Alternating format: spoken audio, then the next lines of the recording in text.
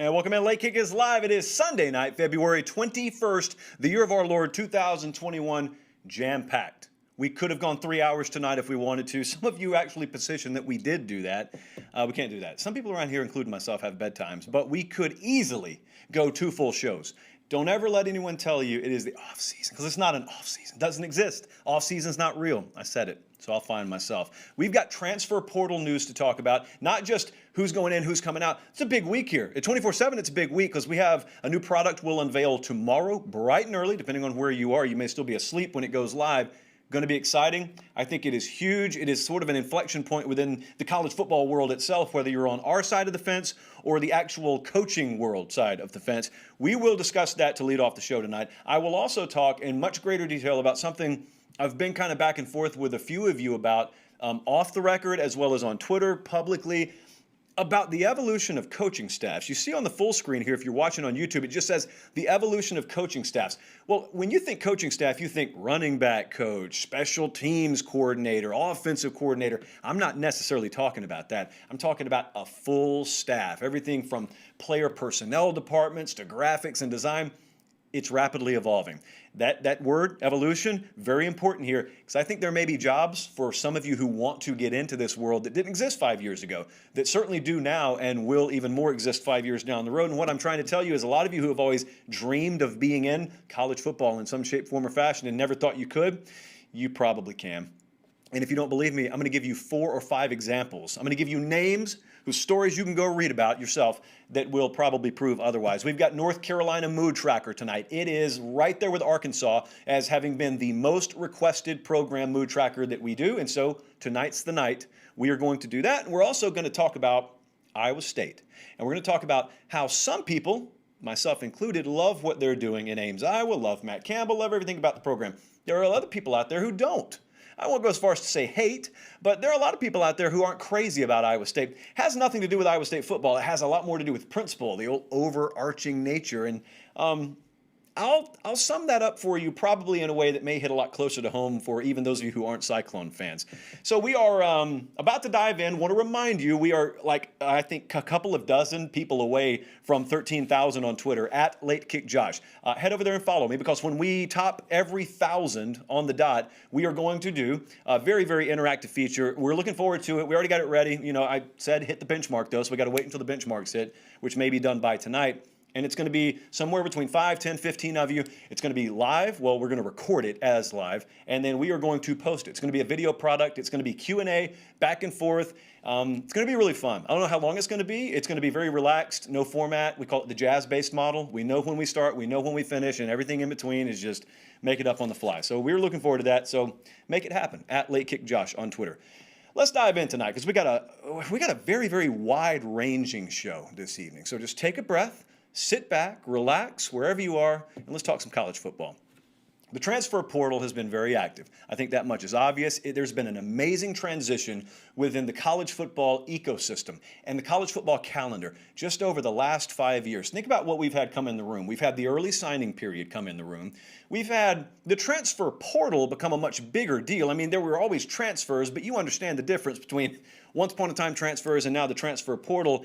And we felt it coming. So as a company, let's say 24/7, or as a coaching staff, if you're at any random program, you felt this thing coming last year, but now it's been like a tidal wave, and it's just overtaken the beach. And now a lot more people, we've listened to you, trust me, here at 24/7 at least, we've listened to you when you say, hey, I, as a consumer, I, as a fan, I care even more about the transfer portal by February than I do the second signing day. Well, that brings us to tomorrow. So tomorrow morning, we will unveil the 24/7 Sports Transfer Portal Player Rankings. This has been a multi-week effort. This has been a very heavy lift because you got a lot of people involved, a lot of moving parts, a lot of names coming in and going out of the portal. This is really good, though, because here's what happens. What happens now is we sort of do the same thing that I think a lot of athletic departments are realizing they have to do, and that is stop hitting the off button on grading players once they get to college. Just the same as college football programs are realizing we need a college scouting department for if and when some of these guys go in the portal, got to do the same thing here. And so tomorrow morning, you'll see it on 247sports.com. you'll see those transfer portal rankings. It's really important. And it's also important to note, this is not just a reminder of what DeMarcus Bowman, let's say, was rated when he came out of high school and went to Clemson. This is an updated player rating. And so here's what you'll be able to do. I think some of you are already, licking your lips and rubbing your hands together. What you get to do now, if you're, let's say, an Oklahoma fan, and you see that you guys signed the number 11 class on the recruiting trail, the traditional recruiting trail, but then hey man, we got Eric Gray, we got Wanya Morris, we got Key Lawrence. Like, why don't we add those names to the recruiting ranking? Because we think we have like a borderline top 5 class if you look at it that way. This will allow you to do just that. So a tidbit, I can't give it away, we will release it tomorrow morning, but one of the tidbits that I looked at, because hold on, I don't want to lie to you. Okay, right now I have the rankings in front of me. Going to be a good day for Florida. I don't think anyone doubted that. But also, there are 18 players in these portal rankings that are rated 90 or higher. Like, there are so many impact players that either were in the portal and have gone to a different program, or will still be in the portal in all likelihood tomorrow morning. So I cannot stress enough how important this is. And consider just how close the margins are. Let's take Florida. I just mentioned the Gators. Let's take Florida versus Georgia. Any given year, it seems like point spread on that game is touchdown or less. So think about the one possession type razor thin margins you get at any level, any tier of college football on a given Saturday. Think about what difference Eric Gilbert or a player of his ilk could make in a game like that. Think about the difference that, Brenton Cox, who transferred from Georgia to Florida. Think about the difference he made. So I want to stress that, because this is going to be something big that we talk about moving forward. So Chris Hummer put out a really, really good piece last week, and it was just kind of a synopsis of here's what's happened in the transfer portal so far. If you were burnt out on college football and for whatever reason you decided after the championship game, I just need to take January off, I need to go focus on my family, I just remembered I have children, I have a job, let me get caught up on all that ancillary stuff, but now I'm back at the table, tell me what I've missed. Well, Chris Hummer did just that. And so that's on 247sports.com still, but I just want to remind you, there's some big names still out there, like Henry To'oTo'o. So one of the best linebackers in the country, transferring from Tennessee. He hasn't landed anywhere yet. And it was thought that maybe, he's going to go back to the West Coast. Well, Hank South's been on a roll this month over at BamaOnline.com. Some would argue he's been on a roll his entire life, but I can specifically vouch for the past month, they've had some scoop over there. And among the best of the scoop was Hank South hooking up with Henry To'oTo'o's dad, and his dad did not mince words. His dad essentially told Hank South, well, we want him to go to Alabama. Nick Saban is advising us on what we should do. This got to be a great place to be if you're Nick Saban. So Nick Saban is advising us on what to do. He told us, wait, let's see how the transfer rule works out. And if it doesn't work out, you probably need to go back home. But if it does work out, you need to come here. So essentially what we have right now is we have a former 5-star linebacker in Henry To'oTo'o, and we have the head coach at Alabama. He's going to let him know. He's going to let him know when it's okay to come to Alabama. So that's the state of affairs there right now. But that's just one thing that's going on that it's going to impact this upcoming season. That is a bona fide All-American caliber linebacker that could just plop right down in Tuscaloosa. Could be there. He'll fit in, but he could be there this next year. Circle back to Florida, though. So the guys like Eric Gilbert, he's going to be way up there in the rankings. I'm looking at him right now. I know this is a big spoiler. Eric Gilbert's going to be ranked pretty high in the transfer portal rankings. They got DeMarcus Bowman. I mean, we're talking about instant impact players at the tight end spot, the flex wide receiver tight end spot. We're talking about an impact running back there. And here was my immediate thought. If I'm waking you up from your January coma, and I'm waking you up in mid-February, and I'm telling you, hey, you know who Florida got? Who? Eric Gilbert. Who else? DeMarcus Bowman. My immediate thought is, well, they just addressed a need on 3rd and 1 versus Georgia, and they addressed a need on 3rd and 8 versus Georgia. It's the difference in games, guys. It is the difference in razor-thin margins that could dictate the SEC East, for example. This, by the way, is not an SEC prediction show for this upcoming year, but I mean, it's taken the days. Here's what the transfer portal is rapidly doing. It's taken those days of looking at how a team's recruiting and has recruited, and then looking at what they have coming up in the next class and being able to project what their roster is going to look like 2 years from now. It's taken those days and it's just thrown them in the trash. I mean, think about what Dan Mullen just did. He just boom, boom, landed 5 stars all over the place. Not on the recruiting trail. I mean, they've done that, but in the transfer portal. It means you have to pay attention. This is one of the reasons it's not just a marketing slogan, although we could very well slap it on a t-shirt. There is no off season. This stuff's happening year round now. They have completely rezoned January and February. It used to be solidly high school recruiting. Now there's some light finishing touches on the high school recruiting picture. It's hardcore transfer portal time. We've also seen this year the coaching carousel doesn't necessarily stop right when the national championship game stops. That thing's still been going too. So I'm really excited about this because, like I said with Oklahoma, when you see these rankings unveiled tomorrow, Oklahoma fans are going to look at that and say, well, let's do some quick math here, and let's look at what these players are rated now, and let's just pretend we added them to this last class.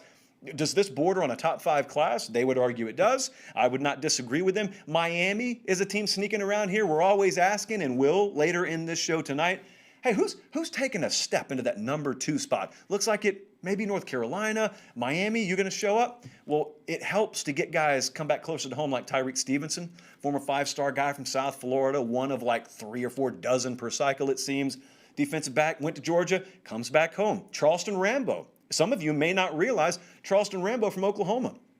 Wide receiver, also transferred to Miami. And one team's spoils of riches is another team's big-time get here. And the other one that I'm just really, really fascinated by, and I know a lot of you Florida State fans are paying attention, is Mackenzie Milton, who was at UCF, horrific injury, goes down, and I think a lot of people sort of forgot about him last year because he was rehabbing, and you had a guy in Dylan Gabriel step in, and everything was okay at Central Florida. Well, Milton has transferred, and he is now at Florida State. Some of you may not realize that. That may be news to some of you. Well, the big question mark there, the 10-pound question mark is, well, how far along is he in his rehab? How close back to 100% could he get? The answers to these questions, they're not going to be the difference in some cases between going 6-7 and 7-6. Some of these answers could be the difference in going 8-4 and winning a division somewhere. The transfer portal, not only is it here to stay, not only better you get used to it. If you're a fan, it doesn't really matter whether you get used to it or not, but I would advise you to if you want to sound smart around the water cooler. But some of these coaching staffs, man, think about that. And there are new personnel departments that are rising as we speak. There are construction workers all over the place, figuratively, building these new personnel departments, which I'm about to talk about here for that very reason. Transfer portal. Learn it and then learn to love it. Speaking of that, so I want to transition here. We could kind of just extend this segment, but this is a different segment. So all right, there's the clean cut.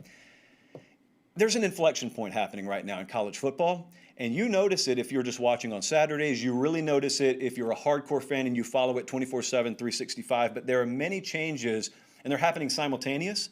Some of them are intersecting with each other. Some are just congruent to each other. But there's a lot going on, and it just feels like tectonic plates moving around.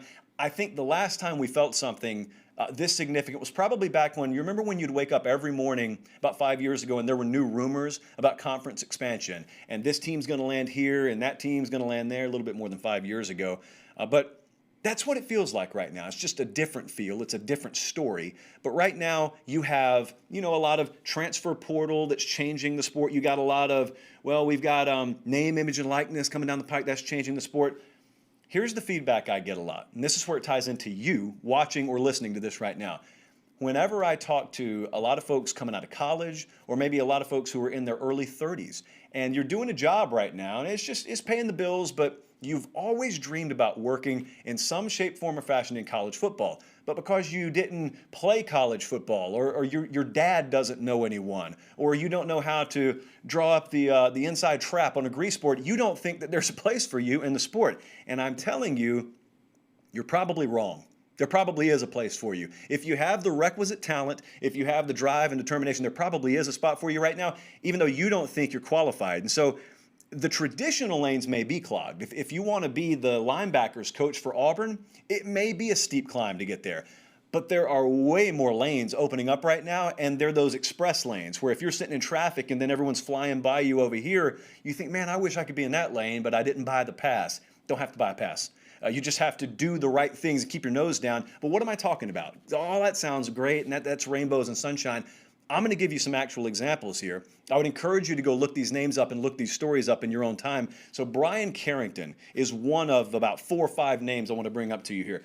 Brian Carrington, let me tell you where he was 7 years ago. First, the guy was working in Olive Garden. He was working, I think, at Sam's Club in Olive Garden 7 years ago. So Tom Herman is at Houston at that point. And Brian Carrington, all that guy really knows is, man, I want I want to get in college football. Like, I think I can do it. I love it. It wouldn't feel like a job to me. I think I'd be good at it. And so he just starts lighting Tom Herman up, starts sending him letters. And they were understaffed at Houston at the time.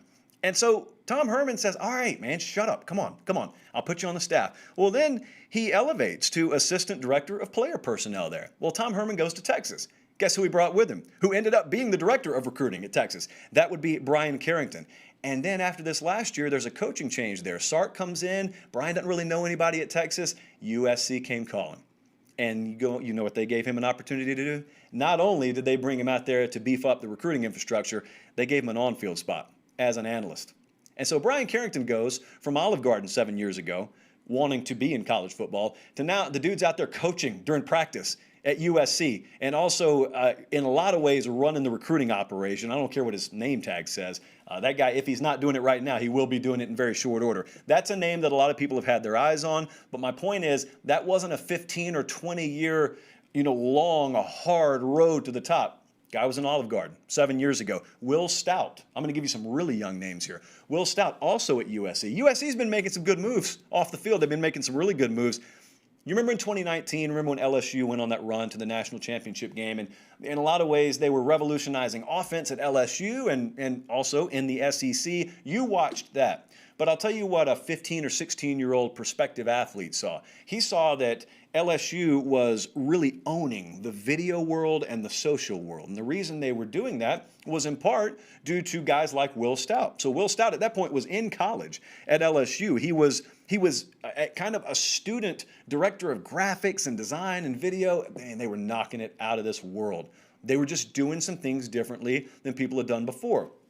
And it was appealing. It was really, they were owning the Saturday morning slot. The hype videos, the during the week practice videos, they just looked different than what anyone else had done. Well, it was really good. I mean, they were getting so much bang for their buck in terms of marketing. However much they were being paid down there, it wasn't nearly enough. Well, USC came calling there too. USC looked around and said, maybe we don't have that in-house, but let's just go to Baton Rouge. Let's get him. Let's pay him. And so Will Stout now, you think what, 30, 35 years old? Guy graduated from college in 2020, and I'm looking at the iJosh, and it said, Colin, this thing says 2021 right now, and it's not all that old. So that's a guy 1 year out of college who is, I don't doubt at all, doing very well for himself financially, and is in a role that wasn't even prioritized at USC 5 years ago. Barton Simmons, to shift gears here, was sitting right next to me about 15 minutes ago doing a signing day show. Do you know what he does now? Barton Simmons is the general manager of Vanderbilt football now. Well, how in the world did that happen? Since when were head coaches in the SEC or the Power 5 level taking guys who worked in the world of online recruiting and putting them in a general manager position? Well, if you know recruiting and you know the evaluation game and you got an extensive network of contacts and you know the high school scene, you speak the recruiting and college football language. Barton, I mean, allegedly he played at Yale. I've yet to be sent video of it, but he played at Yale. That is an alternative route, but yet a route that I guarantee you haven't seen taken for the last time, because the way this normally happens is one school will do it, and no other program wants to be first. Like no other program wants to be the first to hire a guy from the world of 24/7 sports recruiting to work in their athletic department. But then once one of them does it, you know what else they don't want to do? They don't want to be the third program to do it. Don't want to be first, don't want to be third. So now you'll see a rush. And now you'll see a lot of folks from our world get more looks. So you got graphics and design. You got Brian Carrington sending letters to Tom Herman. He's working at Olive Garden. He just wants to get in somehow. You got Barton working in this world, and all of a sudden the dude's he's got a new address about 10 minutes up the road, works at Vanderbilt now. I'm not even done yet. There's another name. You've never heard this one. Ian McFarland. Thursday, I believe it was, Georgia Tech named this guy brand manager. That's not a role that was around 5 years ago. In a lot of ways, it's still not a role that's around in most Power 5 programs. Let me give you his resume. Worked in graphics and design at Louisville. He ran social media at Notre Dame.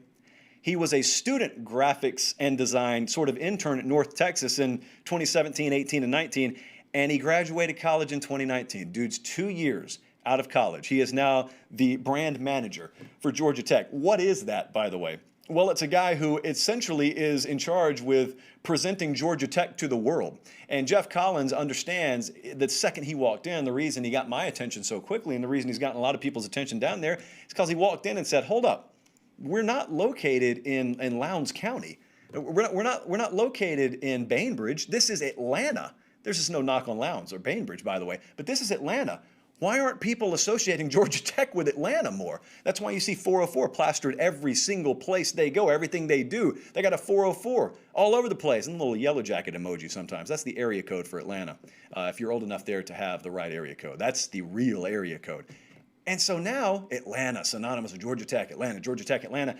This is going to be a mainstay. Within 3 years, if you don't have that role in your athletic department, your football program, you're a dinosaur. Ian McFarland graduated college 2019. He is now the brand manager for Georgia Tech. Here's one that's really interesting. This is one Bruce Feldman from The Athletic reported on yesterday. I want to say it was yesterday, just Saturday. Keith Sanchez, it's another name you may not recognize. Some people who are really close to LSU probably recognize him. He was a personnel analyst. That's what he was doing. One of several. All the big programs have a small army of those types of analysts. So Bruce Feldman reports yesterday he's leaving LSU. Not on bad terms. He's leaving to enter law school. This was part of the quote. This was Keith Sanchez talking to Bruce Feldman. He said, "It's the best right now that I go to law school so I can be in position and credentialed to handle what's coming next." He's talking about NIL. And I was on the phone myself, well over an hour actually, with a lawyer that is specifically isolated in that world last week, 2 weeks ago. This is the right move. You guys want to be involved with that. In fact, let me tell you, if you already have a law degree, you are 10 steps ahead. If you have a law degree or you have a degree in economics and you love college football, sky's the limit for what you could do in this industry right now. But also marketing, sky's the limit for what you could do in this industry right now. Everybody needs it. Everybody needs it. You think that there's a line out the door. There's not. These are major programs, and yet there is a shortage of elite, professional, qualified folks who want to go into that world. Because right now, people with law degrees and economics degrees and marketing degrees, they don't think, I want to go work for the University of South Carolina. They don't think that route's possible. They think only football people can go work for football programs. If you're a marketer, if you're an economist, if you're a lawyer, you are a football person in today and tomorrow's game. So pay attention to these stories, because these are the stories of the people that you'll be watching documentaries on 5 years from now. You know, folks who overcame odds, folks who blazed their own trail. It happens in our world all the time. It's happening in the actual football world too. So if you've given up hope, I had an itch on my nose. If you're giving up hope, don't give up hope. Let's go the Mood Tracker route. We have been probably about 24 programs into the Mood Tracker now. This is far and away, it's been like a grand slam times two. It's far and away been our most popular segment that we've done so far here.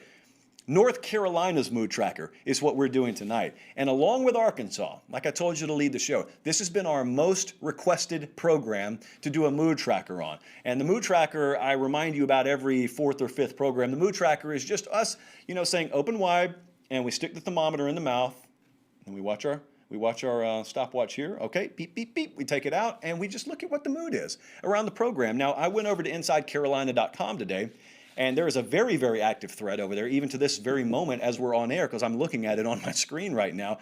And I just go, as I sometimes do, and I say, hey, what in one word or phrase is your current mood? I'm asking folks on the message board there, what is your mood towards North Carolina football? So some of the best responses, or the most popular responses, a lot of people are thrilled, ecstatic, hungry, finally, just one word, finally, and then our turn, our time, overly confident.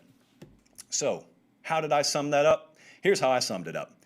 It's just run as fast as you can. Just run. I think one of the most important life lessons that you and I learned from the movie Jurassic Park, well, the most important lesson was life finds a way. But the second most important life lesson from Jurassic Park is you got to know when to run. You remember Robert, who was the guy that just walked around looking like a safari guide the whole movie? And then you had Ellie, who was the paleobotanist. And so if you'll remember in Jurassic Park, you got Robert, and then you got Ellie, and they got to walk straight through that forest they got to walk through a forest full of velociraptors is what they have to do.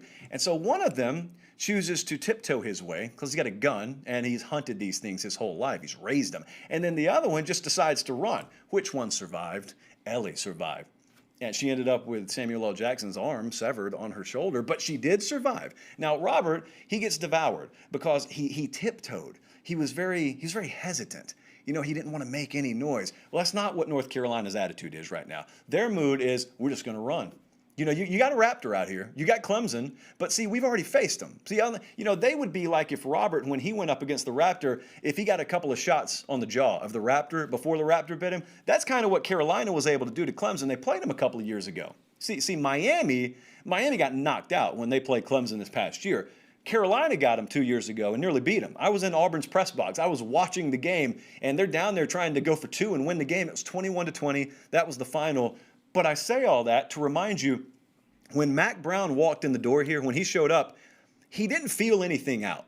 And that's kind of the way of the world in the ACC right now. Everyone sort of look around the room and say, are you going to do anything? Okay. It's like everyone waiting for a line to form at the buffet. Well, Mack Brown walked in, and he looked around and said, no one's going to go? I'll go. Clemson's already gone through here 5 times. I'll go. They didn't feel anything out. There was an immediate recruiting impact. They immediately took Clemson to the wire, as I said, not in his 4th or 5th year, but in his first year. They didn't wait in line, and they didn't let the ACC define them. When I think sometimes subconsciously, if you're in a division like the SEC West, you understand that you're constantly fighting to keep your nose above water because everyone or just about everyone can beat you any given week, like even Arkansas, who you presume is going to be at the bottom of the division. No, man. Even Mississippi State, who you presume is going to be at the bottom of the division. Well, play them opening weekend in Baton Rouge. See how close to the bottom of the division they are. It doesn't feel that way in the ACC. Whether it is or not, it doesn't feel that way. And so sometimes folks have a tendency to sort of ease into the ACC, sort of ease into that role. That's not what Mack Brown did. And here's the other couple of bullet points that you really need to know about Carolina if you haven't been paying attention. And this is what has people so excited. It doesn't feel very paper tigerish. It doesn't feel like it's cotton candy but no steak because of 2 things. Number one, they got quarterback figured out now. They got Sam Howell, but they've got quarterback figured out in the future, unless, injury or something happens. They got Drake May, who was committed to Alabama, and they convinced to decommit and come there. And speaking of decommitments and recruiting, look at what they did this past cycle. Look at what they have been doing and what they're in the process of doing. I mean, they're in a very talent-rich area. The Carolinas is sort of a perennially underappreciated area because it doesn't seem like one program is just totally dominated over there. Clemson's done good, Georgia's done good, Bama's gone in there occasionally, but Carolina said, not this year. You want to have some fun? I don't have it off the top of my head, but go look at their signing class this past cycle, the 2021 cycle, and it'll be easier for you to count how many kids didn't come from the state of North Carolina. I think they got one from South Carolina. They got like 100 of them from North Carolina, but it's also a sneaky good place that's becoming a destination for coaches to go. That's important. Everyone's looked at what Dabo has at Clemson, and they said, good for him, man. He's got this magic formula up there, secret elixir that no one wants to leave. Now, that's obviously due in large part to the culture they've instilled there. It's a nice place to live. That entire area is a nice place to live. Chapel Hill, North Carolina, and the surrounding area is an incredible place to live. Listen, if you got some truth serum in a bunch of coaches in the college football world, a bunch of them would tell you, hey, if all things were equal, if that place offered me an opportunity to compete at the highest levels, I would have gone there a long time ago. It's just Carolina hasn't been there for a while. North Carolina hasn't really been a player. They're a player now. And so I'm not talking about any guys that are about to leave, but when they have a slot to fill on that coaching staff, it's not going to stay open for very long. And Mack Brown is going to have his choice of a lot of really, really qualified candidates coast to coast. So as it pertains to this year, I think all eyes are turning to just the defensive side of the ball in general. Jay Bateman's the coordinator there right now. Here's the luxury he has. He knows they're going to score. And so when you watch them this year, there were some big moments where they couldn't get stops, but also they weren't really forcing you to work all that hard. They don't need to be top 10 in the country in like yards per play or anything like that. It'd be nice, but what Jay Bateman has to do, and they got a lot of guys coming back this year. Sometimes that's good, sometimes it's overrated. What they have to do is they got to find a way to turn the ball over, and they have to be situationally great. They don't have to be statistically great. They need to be situationally great. That's what programs in the past that have gone on to do big things but didn't necessarily have elite defenses. If you look at the situationals, those data points, you're going to find as you dive in a little bit deeper than just total yards per game, total points per game, you're going to find an area or two they shined in. Normally it's turnovers and red zone efficiency. Forcing threes instead of sevens, that kind of deal. That's what they got to figure out a way to do. So North Carolina, I did not have a single person even offer up so much as a breath of trepidation when we were talking about them today. So there is unbridled optimism and excitement. It's just time to run for North Carolina. Last thing I wanted to get to tonight. So I'm talking over the weekend, talking to someone in the coaching world, and they mentioned something to me that I haven't really considered yet. What do you think about Iowa State football? You know my love for Iowa State is well pronounced, but let me ask you this. So it's this popular question everyone asks about everything these days. So I'm going to mockingly ask it about Iowa State. Are the Cyclones good or bad for college football? Is Matt Campbell, is he good or bad? Is it best for the health of the sport for Iowa State to exist? Well, I'm talking to someone over this past week, and he said something, I really hadn't thought about from this angle. He said, yeah, everyone pretends they love Iowa State, but the deeper you get into the administrative world and the deeper you get into the coaching world, what if I told you some folks secretly have disdain in their heart for Iowa State? I knew where he was going as soon as he brought it up, but just to humor me, I said, go ahead, continue. And he said exactly what I thought he was. So let me first establish this. There are many reasons to love Iowa State. I love them. I love them. It is well pronounced. I don't try and hide it. I love the energy. I love the passion. I love the game day atmosphere. The community there, it feels a lot like a really, really, really big high school in some cases, which is how college football, by the way, is supposed to feel. It's just like a high school football atmosphere and a collectiveness community, kind of on, I don't want to use that analogy because that's poor and it'll be soundbited on me. It's just really, really, it's really an emphasized high school feel. But there are several reasons why you should like what Iowa State is, because everything that most people I talk to say they want college football to be, hey, that's what Iowa State is. You've got the energy, you got the fan investment, you got the passion. It's kind of isolated, like Ames, Iowa. We're not talking about Minneapolis or Detroit. It's a very small town feel, but yet you've got everything that you want there. And this is a program, they don't have infinite resources, as I'm about to talk about in a second. They just get the job done. So it feels great. By the way, look at this. How in the world can you not love the merchandising opportunities that you have at Iowa State? I would wear this to church next Sunday morning. If you give me khakis and a nice pair of dress shoes, I'd wear that to church. It's no coincidence that when Hulk Hogan took over the 80s, he did it wearing all red and yellow. And I would put that on every poster in Ames, Iowa if I ran the marketing department up there. But you ask yourself, okay, that's all well and good. You said that there are reasons not to like them, though. No, I'm not giving you any reasons. I'm telling you there are reasons why some people don't like them. And I'm not talking about Iowa Hawkeye fans, and I'm not talking about programs in the Big 12. You got your own reasons. You have to compete against them. Here's the reason some people don't like Iowa State. Iowa State shatters what we on Late Kick refer to as the window mirror theory. And the window mirror theory has been simply this.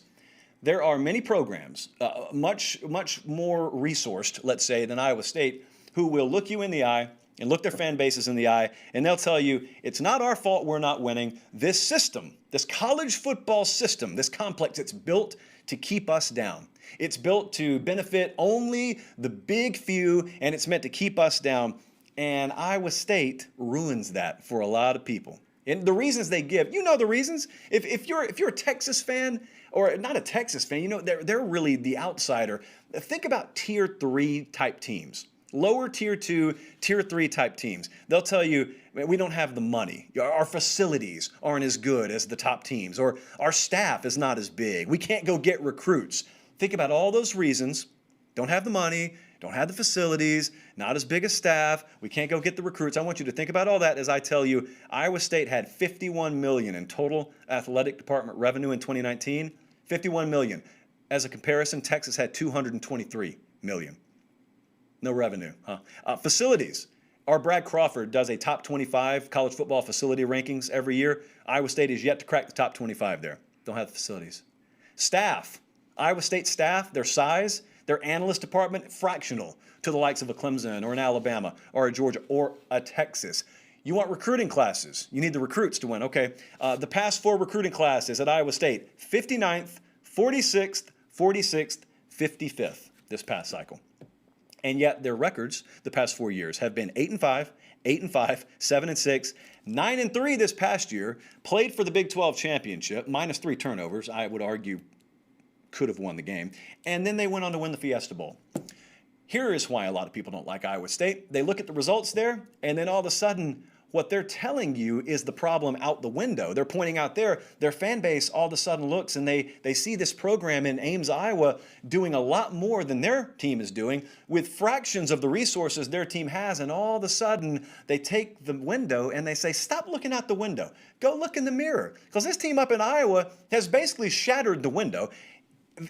They're slowly making us realize the problem with our athletic department, the problem with our football program, it's not college football. It's not the complex that's built against us. We've just made really bad hires. And then we've added more bad hires. And we've got people making decisions around here that don't need to be making decisions. But that's murky.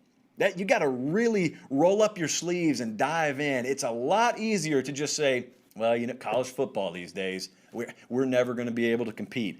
Yeah, well, they're going to be in Ames, Iowa, one of the favorites to make the playoffs this year. They're going to be one of the favorites to compete for and maybe win a Big 12 championship. And so there's this old adage, Jim Ross used to say it all the time in WWF, you cannot sell goods from an empty cart.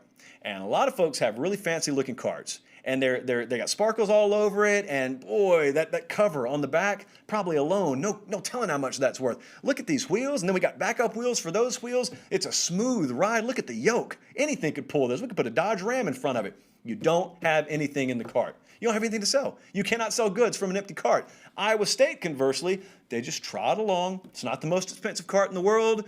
You probably wouldn't look at it and envy it, but what's inside, when Matt Campbell talks about that culture over five-star, well, it's nice to have five-star talent. It's nice to have the facilities. It's nice to have the army of analysts. But a lot of folks probably look at Alabama and think Alabama wins because of that. No, they don't. If they did, Texas would be in the national playoff conversation every single year. The reason Alabama wins is the same reason Iowa State wins. It's the nucleus. It's what is your culture? What is your defined process? And I've told you before, and I'll tell you again, a lot of folks overthink the room, and when they hear Matt Campbell talk about this process over results mentality and the grind and day by day, folks don't think that can be the secret formula. There's no way that can be the secret formula because any idiot could figure that out. You're right. Any idiot could figure that out. The secret for success is so basic in life and in football. It's so simple.